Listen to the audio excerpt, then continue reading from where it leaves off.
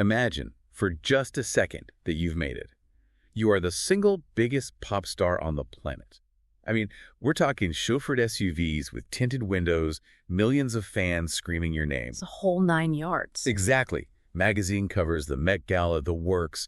It's the universal fantasy, isn't it? The dream life. It is. It's the narrative we're sold constantly from the moment we're old enough to look at a screen. Success is visibility. Success is adoration. If you aren't seen, do you even exist? That's what the culture asks us. Right. But today, we are going to take a sledgehammer to that fantasy. Right. We're doing a deep dive into a narrative called We the Ordinaries by Uday Mukherjee. And let me tell you, the reality here isn't champagne and red carpets. Yo. It's sneaking through your neighbor's bushes at 5:30 in the morning just to see your best friend, because you are, quite literally, terrified of your own life. It's a striking image to start with, isn't it? And what's so fascinating is that Mukherjee isn't just telling a story about two friends. He's giving us this really sharp sociological look at the gap between the celebrity class and the ordinary class. But the conclusion he draws, and the one we're going to explore, might completely flip your idea of who actually has the better deal. So, let's get into it. We have two central figures, Lindsey and Lisa. Best friends since elementary school, way before all the madness started. But their lives have gone in two totally different directions. Lindsey is, well, she's us. She's the ordinary one. Yeah, she's a student dealing with college applications, high school drama, just figuring out her future. And Lisa has become this global phenomenon. It all started with a regional talent show, which is such a classic trope. But here it's like the moment the timeline split. She won, got a record deal, and her debut album, Clear Skies, wasn't just a hit. It was the hit. She's the 0.01% of success. But the story opens with a scene that feels less like a teen drama and more like, I don't know, a spy thriller, a prison break. Totally. It's been 4 months since they've seen each other. 4 months. And they live in the same town. Lisa calls Lindsey at 5:15 a.m. and just says, I'm coming over. And you have to think about the logistics of this visit. This isn't just hopping in the car to grab coffee. Lisa has to basically orchestrate a jailbreak from her own life. Seriously. Yeah. She tells Lindsey her security team, 3 guards, and an escort are all waiting at the main gate. So what does she do?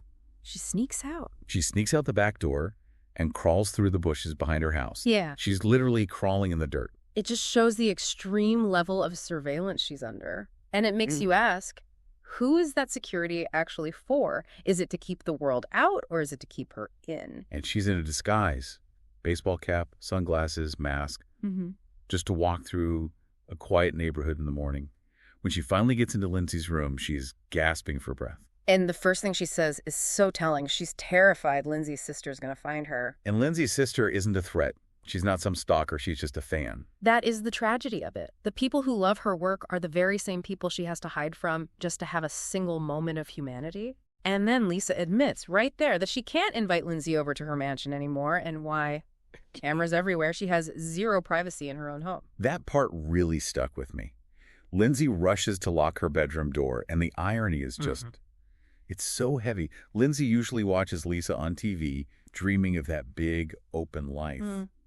But here's Lisa, the superstar, needing to be locked inside this small, ordinary bedroom just to feel safe enough to take her sunglasses off. It completely reverses the power dynamic. We think of the celebrity as the one with all the power, the access, the freedom, but here the ordinary bedroom is the sanctuary. The ordinary life is the safe harbor. Lisa is a fugitive in her own existence. That's a great way to put it. And if you look at their backstory, it gets even more complicated. Mukherjee notes that a class difference was always there. Lindsey's mom walked her to the bus. Lisa had a chauffeur. Right. But that gap has now become this giant chasm. It's not just financial anymore, it's existential. And some of the details just break your heart. Like, Lindsey is celebrating her birthday with friends, family, a normal party. Lisa can't even come. And do you remember why? Yeah. She says if she came, the spotlight would shift. Yeah. Everyone would stop singing happy birthday to Lindsey and just start taking photos of her. Exactly. Lisa knows that her presence sucks all the oxygen out of the room, so she stays away to protect Lindsey's moment, which that shows a deep love between them, but also this profound isolation for Lisa. She's basically in solitary confinement, surrounded by millions of people. And that isolation brings us to the daily reality of this so-called dream life. Because Lindsey, like a lot of us, used to envy the shiny cars in the mansion. She admits she looked at Lisa's life and thought, must be nice. But then she starts getting these text messages from Lisa that paint a very, very different picture. This is where the story shifts from just a friendship drama to a real critique of the industry. The schedule Lindsey describes isn't a creative flow, it's an assembly line. It is insane. Lisa texts that she wakes up at 4:00 a.m. And doesn't sleep until 11:00 p.m. And it's not like she's out partying or trashing hotel rooms. What is she actually doing all day? It's a regimen of relentless self-improvement and production. Gym classes, yoga, music rehearsals, photo shoots. She even mentions she hardly has time to actually write songs, the one thing she loves, because she's too busy being a product. Maintaining the asset. Containing the asset, which is herself, yes. And the physical toll sounds awful. There's this one specific detail about ballet that I found so disturbing. I know the one you mean. Lisa hates ballet. She's not a ballerina, but she does it because her mom says it helps with choreography. And she's getting cramps, her feet hurt constantly. And here's the kicker. Lisa loves swimming, it's her favorite thing to do, but she tells Lindsey she's terrified to get in the pool. Because she's afraid she'll cramp up from the ballet strain. Think about that for a second. It's a cascading effect of restriction. She is denying herself the simple joy of swimming to service the professional requirement of dancing, which she hates. It's a complete loss of bodily autonomy. Her body doesn't belong to her anymore. It belongs to the brand. It belongs to the shareholders. That's a terrifying way to look at it, but you're right. And let's not forget the fun stuff. Lindsey's out there shopping, camping, maybe dating. And Lisa, her manager, says no dating. No camping. Focus on the next album. This is the aha moment for Lindsey. And I think for us as readers, she asks herself, what kind of life is this? And the envy just evaporates. It's replaced by pity. She realizes that the shiny car and the gates aren't trophies. They're the bars of a gilded cage. It really reframes everything. You see the pop star and think freedom. But the reality is just told control. And speaking of control, or the lack of it, things take a really dark turn when Lisa releases her second album. Yes, the turning point. The industry is notoriously fickle. Lisa's debut, Clear Skies, was massive. But her second album doesn't even make the top 100 chart. Which, in the world of high-stakes pop music, is a catastrophe. And the reaction is just brutal. Lindsey's watching this happen online, and she's shocked by how cruel the fans are. These are the same people who claim to love Lisa. Had her poster on their wall, probably. Right, and now they're on Instagram and Twitter calling her a one-trick pony. It just shows you the transactional nature of modern fame. The audience consumes the artist like a product, and when that product doesn't hit the dopamine receptors just right, or the flavor changes a little, they discard the artist. It's immediate and ruthless. But hold on, isn't that just the deal? You get the millions, you have to take the heat. Or is Mukherjee saying there's something more broken here? I think he's arguing that the deal is fundamentally dehumanizing. Because the industry itself doesn't offer a safety net. Look at how the record label reacts. They're puzzled. They're puzzled, but they don't comfort her. They don't say, hey, we'll get him next time. They just move on to the next artist. It's business as usual. That phrase, business as usual, is so chilling. For an artist who poured 18-hour days into her work, Lisa asks a question that I think haunts a lot of creative people. Do our efforts mean nothing? She's devastated. She feels like she's sinking. And she's watching the world move on while she's still stuck in the failure. And this is where the story pivots, because usually the star has to save themselves or they spiral. But here, Lindsey, our ordinary hero, decides she's had enough. She sees her friend drowning and realizes she's the only one who can throw a lifeline. And not just a private lifeline, a public one. Right. The school graduation is coming up. And Lindsey isn't the valedictorian, but she's smart, high GPA, and she convinces the principal to let her speak. This speech, this is the core of the whole thing, isn't it? Oh, absolutely. This is where the philosophy lives. It is. This is where Mukherjee lays out his central thesis, right through Lindsey. She gets up to that podium, and instead of the usual follow your dreams fluff, she defends the reality of being ordinary. She flips the script completely. She starts by asking the audience if they realize how lucky they are to be ordinary. It's a provocative opening. We're conditioned to think ordinary means less than, that you've failed to be extraordinary. And Lindsey argues it's actually the ultimate freedom. She lists these examples that are so simple but so powerful in this context. She says, we can go to a theme park. We can catch a midnight movie. We can eat ice cream at 10 p.m. And we can date whoever we want. That freedom of movement, of choice, she calls it the privilege of anonymity. I love that phrase. It's a brilliant concept.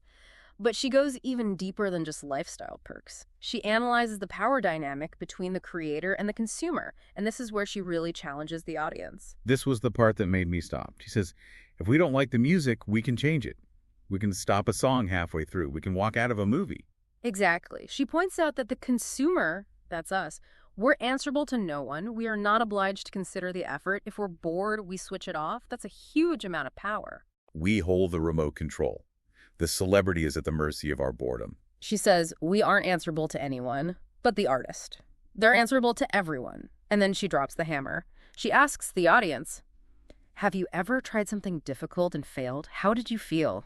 Wow. She's humanizing the failure. She's asking them to bridge that empathy gap. She reminds them that while we're playing and partying, people like Lisa are practicing for hours to entertain us.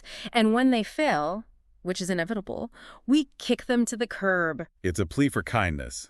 She asks, don't they deserve a second chance? She reminds everyone that celebrities are just one among us. It's such a courageous move. She's standing in front of the very people who have probably been bad-mouthing her best friend, and she is holding up a mirror to their behavior. And it works. The speech is only 2.5 minutes long, but the reaction is instant. Silence. And then the whole auditorium just erupts. People are crying. And because this is the modern world, it's being live casted. It goes viral. But what's interesting is instead of generating more hate, which is what usually happens when you lecture the internet, it generates this wave of appreciation. Yeah, apologies start pouring in for Lisa. Other celebrities start sharing it. It's like Lindsey just broke the spell of cruelty by pointing it out. She recontextualized the whole relationship. She showed that the ordinary person actually has the platform and the safety to protect the extraordinary person. Lindsey wasn't just a spectator anymore. She became the protector. She used her anonymity as a shield for her friend.